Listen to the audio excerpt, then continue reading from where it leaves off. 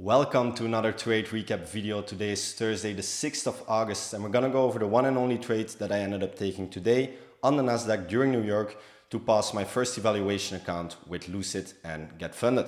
Without any further ado, let's dive in. Let me show you proof of equity first, straight on the Lucid dashboard. So passed my first of the 5 evaluations that I bought and I can now upgrade to funded. We'll do that later. The other ones, 2 of them are halfway passed, 1 is halfway breached, and this one is up $500. Moving on to the market, I had a bit of a long bias when I came on at 9:30 a.m. EST. Why? We inversed first of 4-hour gaps and we were respecting the second one. And in doing so, we also swept London low and we had pretty good buy side on the upside. We had London high and Asia high still available and 2 4-hour gaps. And on the 15-minute, we also created 2 50-minute gaps, these 2 black lines right here. So when the market opened at 9:30, we immediately took out this first 15-minute UFEG.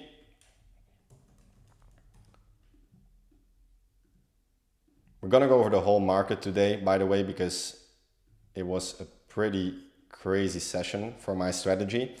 Straight off that, you could enter here on the opening range continuation, 25,438.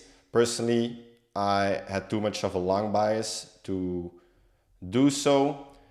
We did have a 1-hour gap available right here and previous day low. Didn't mark it out for you guys since shorts are not going to be that important. This was the only opportunity short. So straight off that 50-minute UFEG reaction, takes out 9:30 low, but breaks below it with confidence. And on the 1 minute, it closes confidently as well. So that was the only short opportunity for today. After that, I missed my first trade of the day. I was so gutted that I did not take this. Straight double inversion after taking 9:30 low and a bit above 38 points to the next draw, which was 9:30 high, and of course that 15-minute unmitigated fair value gap above the next of 15-minute gaps. I was waiting for a little pullback because we closed so far and the draw was not 38 points. I was like, okay, we're gonna get a little wick down before going up. It did not do that. It shot straight up and then it wicked down. But by then that candle looked like this, of course. Big wick up and then down, and I was like, okay, I became hesitant and I did not take it. Mistake setup, not acceptable really to miss this. But it is what it is. After we took those 2 50 minutes, of course, I did not want to take this first 1 minute tap in because London high was quite far. Pre-opening range high, I only take it after 9:40 is set. So when 9:40 is set, this high becomes pretty interesting. It becomes officially opening range high after 9:45, but from 9:40 onwards, I am interested in taking continuations to that point, which could be an entry right here, the 2-minute tap in. That one worked immediately. But an even better trade was this 1-minute tap in. The closer we get to opening range high, the stronger that row becomes. And, or at least that's my theory behind it. And that one would have worked as well. Faded it also. So that's already 3 opportunities, 3 long opportunities, and that short, of course. That all would have won. So then 9:45 takes out opening range high. And we continue with momentum to go higher. So strong momentum shown, delivering of that 4-hour gap, remember, that we showed in the beginning. Clean reaction of that and just going straight for all these draws. So when we had another 1-minute tap in right here, could also take that, didn't do it. That's the next win. I was personally aiming to go from the second gap there, since we took some buy side already, and because we were in the middle of creating a 2 minute, so I didn't take that one. That would have been a win as well. Yeah, close, but it would have been a win. And then we got the 2 minute tap in, faded it again because I was like, I missed so many setups, I should just go off. Because one thing that I really don't like is missing setups and then jumping in a setup like the 5th out of 5 setups and then losing it. So I was waiting for something either very textbook or not taking it at all. This one would have been valid as well, the 2 minutes. But since we were now creating a 5 minute, I was like, okay, let me wait for the 5 minutes since the draws are pretty far still. 2 minutes would have worked in the end, but I waited for the 1 minute tap in, which was here. And that one aligned with the 5 minute fair value gap tap in as well. And that was a straight win also. 25 for 38, as I've been doing regularly the last few weeks. And that was, if I'm not mistaken, the third win of the week.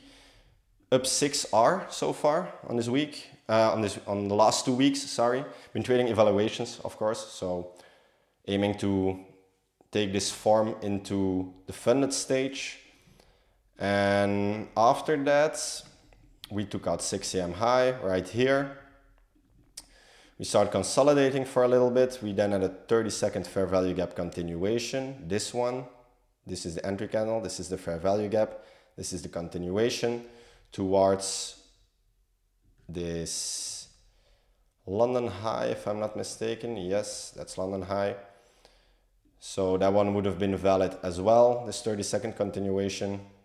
I went off already after the trade that I won. So that one would have been good. And then, if I'm not mistaken, we still had a 2 minute as well. Right there. This 2 minute tap into Asia high would have been valid, although it is pretty close to the draw. But that one would have worked as well. So in total, let me check my Notion. I think there were 7 wins today and 0 losses, according to just purely based on rule-based mechanical following my model. 1, 2, 3, 4, 5, 6, 7, 8. 8 wins just in New York. There were no trades in London, by the way. So, of course, this is good variance. This is not going to happen every session. I know that.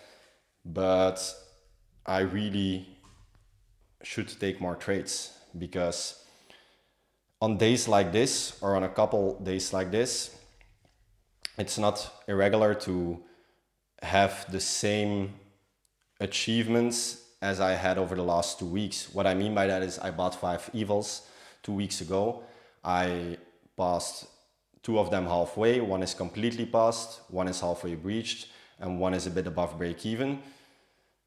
If I'm just following my model mechanically, day after day, it happens very often that I can have those same results in 2 days or 3 days in a row instead of 2 weeks. So I really believe speed is key with prop firm trading compared to live trading, where I believe patience is more important.